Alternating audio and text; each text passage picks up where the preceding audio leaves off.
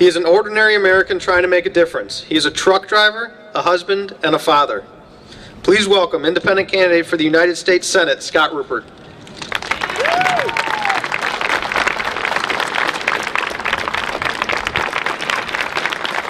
All of you have a cell phone. I'd like to ask you all to take out your cell phone for a moment. Those of you that aren't holding signs or anything, get out that cell phone.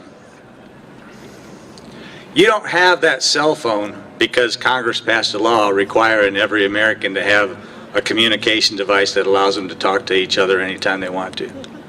You have that cell phone because it's a good idea. And good ideas sell themselves. And that phone didn't come into existence because Congress passed a law requiring that communication devices be able to fit into the pocket or into the purse. You have it because it's a good idea. And good ideas sell themselves. God, I thank you. I thank you for the opportunity that you've given me. And I pray, Lord, that you will help me to speak to this crowd the way they need to hear my heart, to know what I'm after. Because freedom is at stake here. And we have to address it as such. When Americans are free to pursue good ideas, America prospers. All Americans are better for it. America became a great union because Americans were free to pursue their own self-interest. The rewards of that pursuit naturally overflowing to their neighbors. That freedom and others, though not yet lost, are very much at risk. Constitutionally, our individual liberty and states' rights are in jeopardy. Economically, the sovereignty of our union. There are a lot of reasons why we find ourselves in this precarious point in history. We can point to our legislators and complain about their violating the will of the people. We can point to our president and say he's usurping his constitutional authority as commander-in-chief. These are valid points and they're all true. But the reason either of these complaints can be made falls right back into the laps of you and me. For too long, we the people have been choosing our leaders based on fear. We've allowed politicians to motivate us to vote to protect our ideologies at the expense of our Constitution. I'm running as an independent candidate because I believe both parties over time have led us farther and farther from our Constitution. And I don't believe the solution is to create another ideology in the form of a third party. I believe the solution is to make the two parties we have obsolete. I'm confident that this true independent can win an election because my message is the Constitution and real ideas. Go back to that cell phone for a minute. The communication companies spend millions of dollars not to convince you to buy a cell phone. They spend millions of dollars to convince you to buy their cell phone. They've spent all that money because they have to convince you that even though the product they're selling is the same, that somehow the package is better. You won't hear me tell you to vote for me simply because we agree on a problem. I'll present solutions and ask you to vote for the solution. To borrow from Thomas Paine, I offer nothing more than simple facts, plain arguments, and common sense. The last having been absent from American politics for far too long. Common sense and plain arguments are what belong on Capitol Hill. The place for intellectuals is in the State House. The place where legislators can constitutionally make laws that affect our individual lives is at the state level, not the federal level.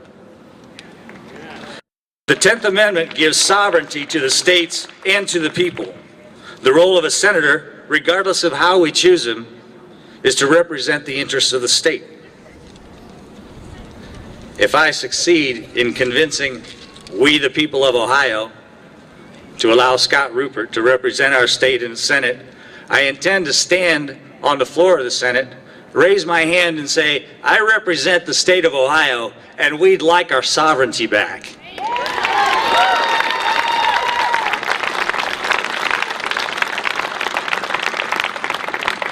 Our system of government over the last 100 years has been incrementally turned upside down. Where our government functioning from the bottom up Communities first, then states, and then states providing the funds necessary to perform the functions authorized by the Constitution, national defense, security, and infrastructure. I would venture to say that states could afford to provide assistance to those truly in need, be it health care or welfare. These being administered at a community level would reduce and eliminate fraud and abuse. These are ideas that, if acted upon, would reduce some wasteful spending. A gentleman in a meeting in Westerville eloquently laid out how Republicans when they had control of the White House and Congress, they spent a lot of money. And because of that, we wound up with a house full of Democrats and a Democrat in the White House. Now they have control of things, and they've spent a lot of money. Then he asked the question, how do we get Congress to stop spending money? I said, ideas. Here's an idea. How about we elect people who know how hard it is to earn the money they're spending? And then don't let them stay long enough to forget.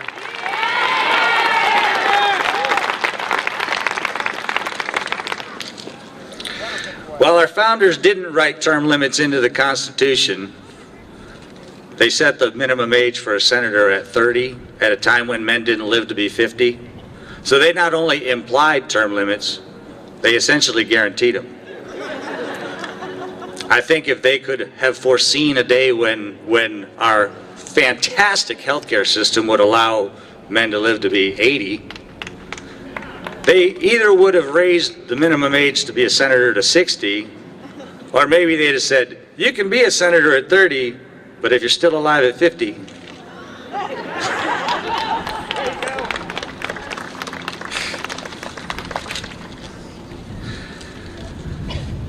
Our founders laid down their lives for a good idea. The United States of America is a good idea. Liberty is a good idea. We are at a point where we need to decide what we are willing to lay down. Our founders fought for an unproven idea that they believed in. We merely fight to preserve what we already know to be true. To quote Thomas Paine again, these are indeed the times that try men's souls. But the time for quoting the inspirational lines of our fathers is past. The time has come for the leaders of today to begin to write the lines that will inspire future generations when they find themselves once again defending liberty. For we have once again come to a place in our fine union's history when it becomes necessary for a few patriots to lay aside their personal and financial interests as well as their differences and take up a cause far greater than will ever be realized in their lifetimes. I'm Scott Rupert, and I'm an independent candidate for the U.S. Senate. I know how hard it is to earn the money they're spending, and I'd really like to make them stop.